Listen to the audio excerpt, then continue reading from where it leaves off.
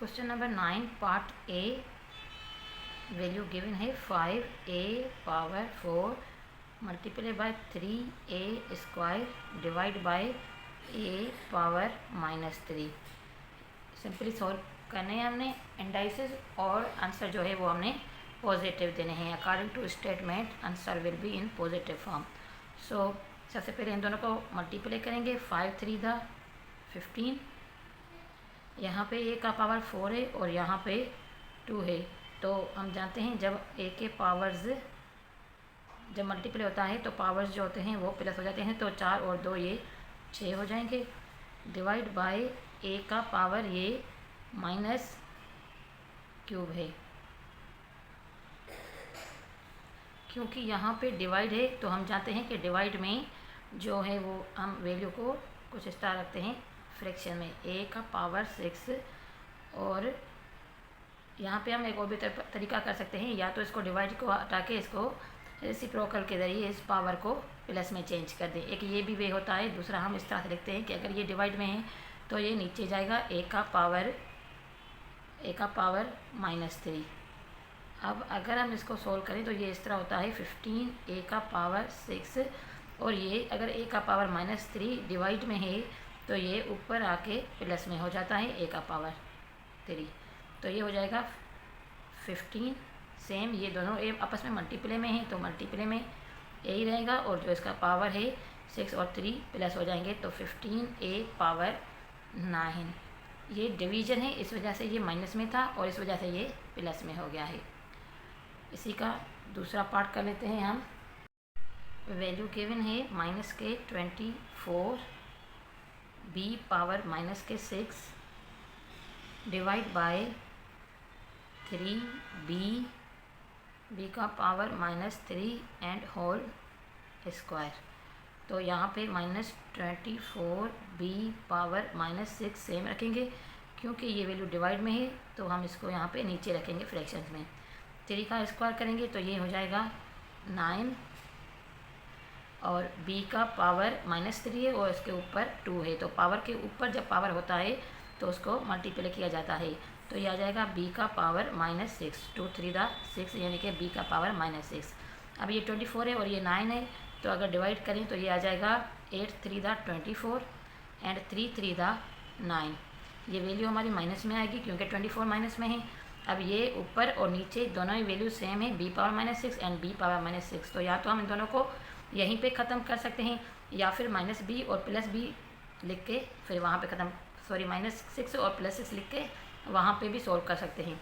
आसान तरीका ये है कि हम इन दोनों को यहीं पे ख़त्म कर दें, क्योंकि दोनों आपस में डिवाइड में है। -8/3 हमारा आंसर है, या फिर -2 whole 2/3 will be the answer.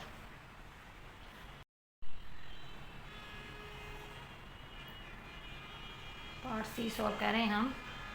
3c का पावर 0 है और डिवाइड बाय c का पावर -3, d का पावर 2 और दोनों ही का पावर -2 भी है यहाँ पे। तो 3c है, पावर 0 है, किसी भी चीज़ का पावर 0 हो तो उसकी वैल्यू 1 होती है। तो 1 डिवाइड बाय ये c का पावर हो जाएगा -3 एंड -2 यानी कि माइनस माइनस प्लस, और ये हो जाएगा c का पावर 6 और d का पावर 5 है, सॉरी यहाँ पे d का पावर 5 है। तो 5 टू द 10 हो जाएंगे माइनस के। तो अगर हम इसको मल्टीप्ले में लिखें तो रेसिप्रोकल के ज़रिए इन दोनों के साइन चेंज हो जाएंगे, यानी कि 1 मल्टीप्ले बाय c का पावर माइनस का हो जाएगा और d का पावर प्लस का हो जाएगा, क्योंकि डिवाइड की जगह पे हमने मल्टीप्ले कर लिया है। तो अगर हम इसको पॉजिटिव फॉर्म में लिखना है तो d तो है ही पॉजिटिव में, उसको सेम रहने देंगे, और क्योंकि ये c नेगेटिव में है तो ये नीचे आके पॉजिटिव में हो जाएगा c का पावर 6। d सोल्व कर रहे हैं हम। 4e पावर -6 f क्यूब, और सारी वैल्यू जो है वो स्क्वायर में है। उसके बाद 8e 12 एंड f 6।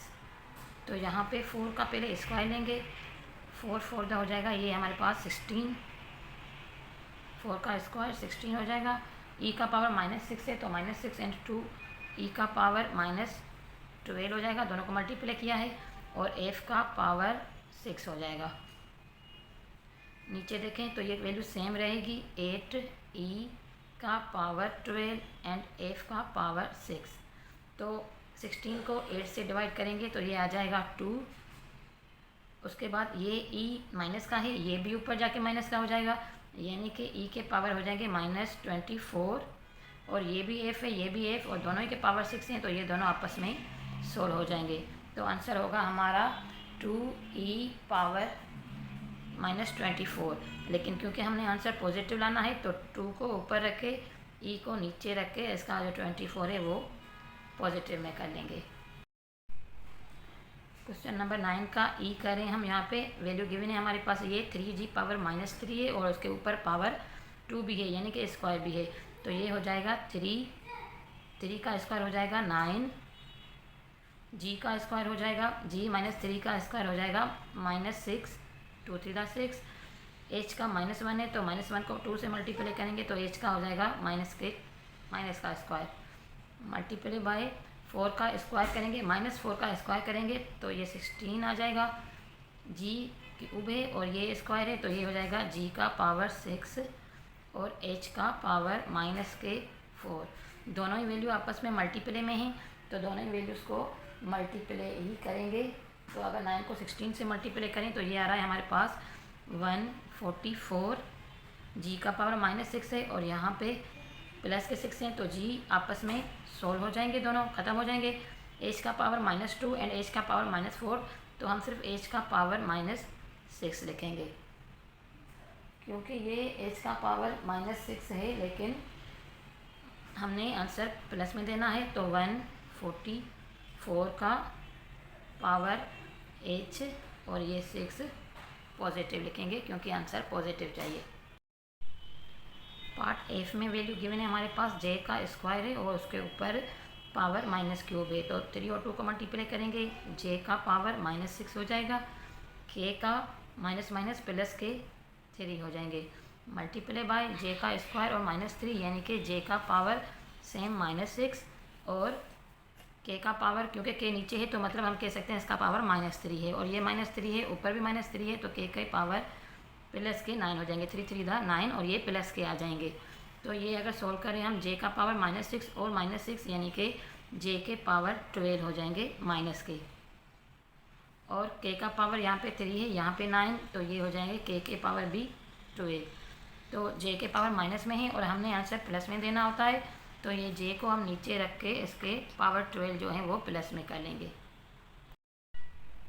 पार्ट जी में वैल्यू गिवन है हमारे पास m power 5 and n power 3 multiply by, तो हम इसको इस तरह लिख सकते हैं m के पावर 5 है और इसको m से ही मल्टीप्लाई करेंगे तो ये हो जाएगा m का स्क्वायर है और उसके ऊपर -2 है तो यानी कि 2 and 2 4 और ये -4 हो जाएंगे, यानी कि अगर हमारे पास m पावर 5 यहाँ पे है तो m पावर -4 भी है, तो प्लस माइनस करते हैं हम पावर्स को मल्टीप्लेशन में तो ये आ जाएगा -4, n क्यूब सेम रहेगा जैसा है।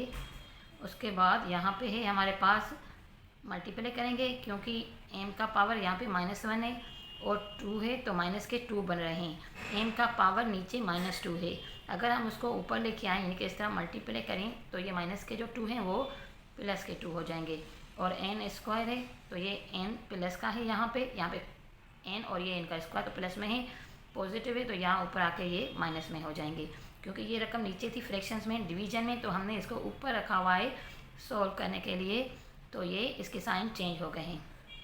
तो अब ये होगा m का पावर 1 यहाँ पे यानी कि सिर्फ m, अच्छा अगर ये m का पावर 1 है और यहाँ पे m का पावर 2 तो कुल मिला के ये m के पावर 3 हो जाएंगे। 1 एंड 2 को प्लस करेंगे, जब भी वेरिएबल मल्टीप्लाई होते हैं तो उनके जो इंडाइसेस हैं वो प्लस होते हैं।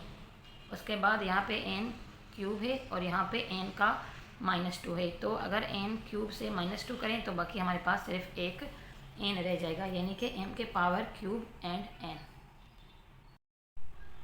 लास्ट पार्ट है इसका h, वैल्यू गिवन है 5p का cube minus 10p multiply by 7p² plus 6 और p का पावर -क्यूब। तो हम देख सकते हैं मुख्तलिफ़ तरीक़ों से ये हमें इंडाइसिस समझाने की कोशिश कर रहे हैं कि हम इन्हें किस तरह सोल्व कर सकते हैं।